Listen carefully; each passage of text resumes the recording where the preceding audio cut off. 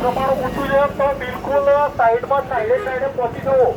Road રસ્તાનું ધ્યાન રાખવું. ભીડ એકત્રિત કરવી નહીં.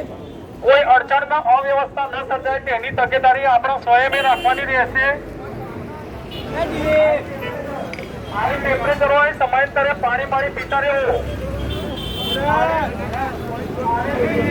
આવીને પાણી પીવાનું ચૂકવું નહીં.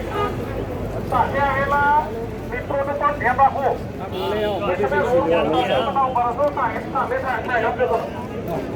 હમણાં જે બાઇક ની ચાવી ખોવાઈ આવીને લઈ જાય.